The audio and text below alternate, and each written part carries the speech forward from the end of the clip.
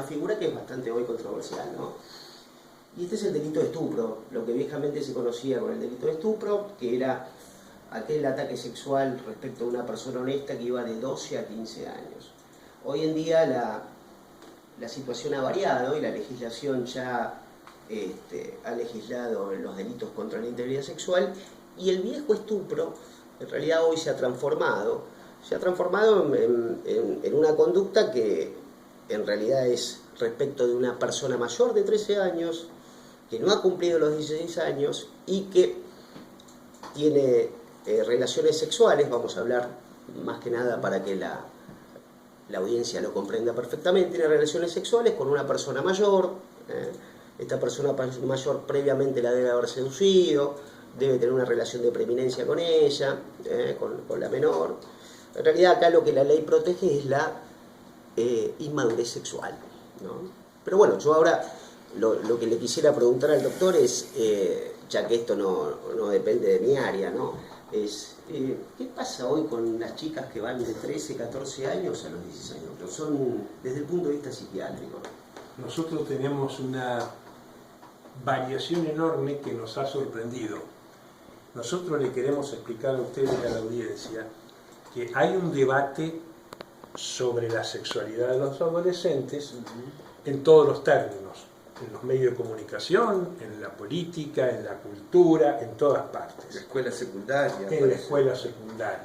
Pero a mí como psiquiatra me toca recibir el tema en mi consultorio, pero acá estamos con el doctor Manfroni, penalista, profesor universitario, porque nosotros les vamos a explicar qué pasa cuando este tema llega a un tribunal judicial. Nosotros estamos atravesando un momento en nuestra cultura de una defensa importante de los derechos femeninos que se llama el ni una menos. Entonces vamos a ver de qué forma en mi consultorio o en un proceso judicial nosotros defendemos el ni una menos. ¿Cómo? Claro, ¿de qué forma en el consultorio o en un proceso judicial nosotros defendemos los derechos de la mujer por jovencita que sea? Estamos hablando de una chica de 14 años. Vamos a ir al caso concreto. Pero para ponernos en antecedentes, yo les quiero decir que esta legislación que explica el doctor tiene que ver con una realidad sociocultural que es la de nuestra época. Porque en otras épocas, y voy a mostrarles acá, el casamiento del capitán, en ese momento, capitán don José de San Martín, con Remedios. El capitán tenía 30 y pico y Remedios escalada 14. La imagen muestra muy bien, dibujo de la época, ella era una niña y él un señor adulto. Entonces,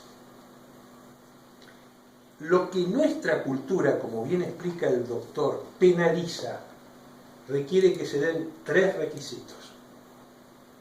Y cuando ustedes vean los requisitos van a entender la lógica de nuestras leyes. Primer requisito, que la chica de 14 sea virgen y doncella. Virgen quiere decir virgen orgánicamente. Doncella, sea inocente, inmadura e inexperta.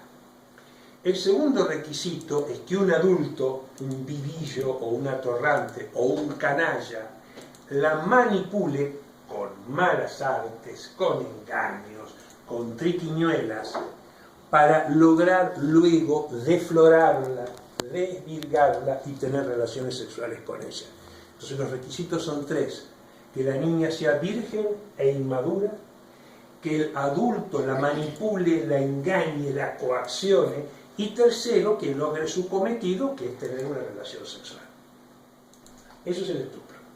Entonces, las leyes están para defender a una jovencita inocente, inmadura, inexperta, de las manipulaciones de un canalla. Entonces, en la parte jorobada de la cosa, el ni una menos es proteger a una inmadura de las manipulaciones miserables de un canalla.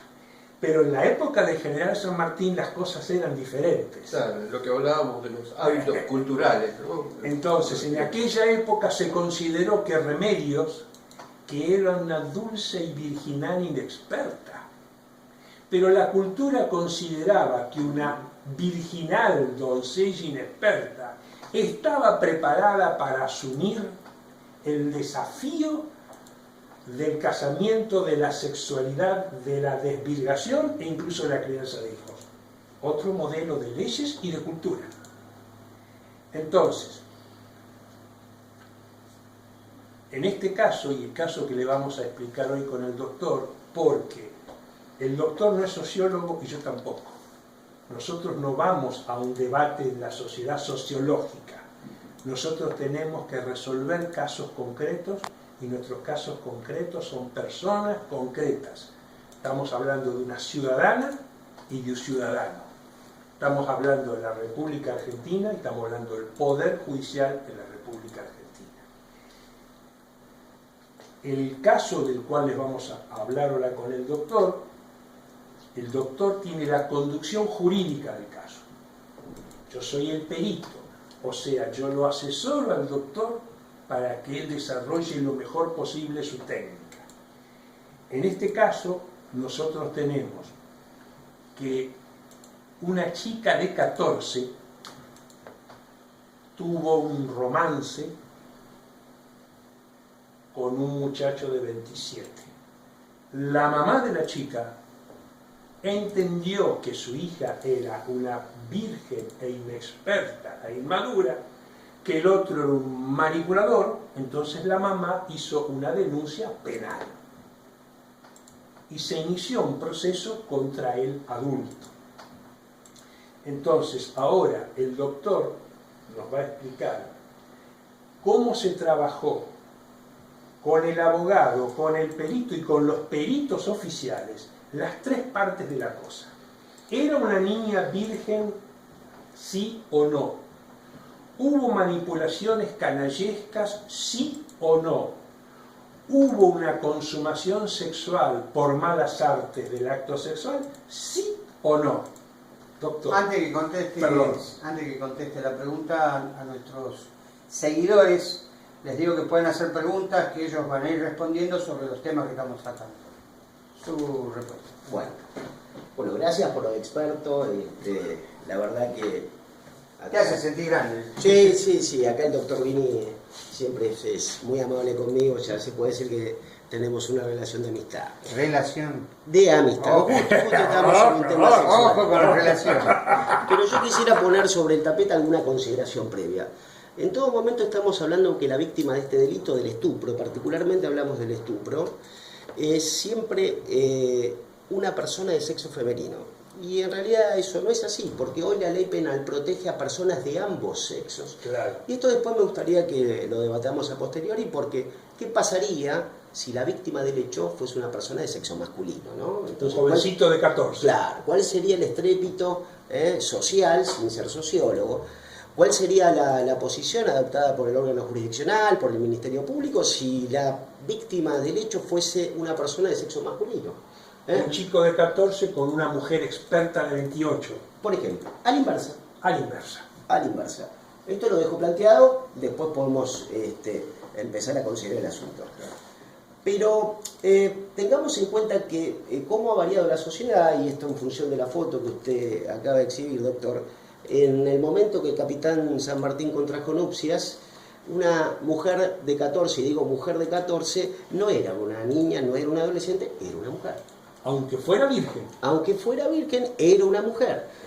¿Por qué? Porque las circunstancias sociales, económicas y políticas de aquella época determinaban que una persona a los 14 años sea mujer. Ahora bien, hemos avanzado, yo creo que hemos avanzado legislativamente, ¿no? Esto en primer término porque ya hoy no hablamos de honestidad. Antes la ley penal protegía la honestidad. Hoy en realidad hablamos de integridad sexual. Y ya esto es un avance, ¿no? Es un avance porque lo que la ley penal pretende proteger es la libertad sexual, la inmadurez sexual, que determinadas conductas no faciliten ni promuevan la corrupción, etc.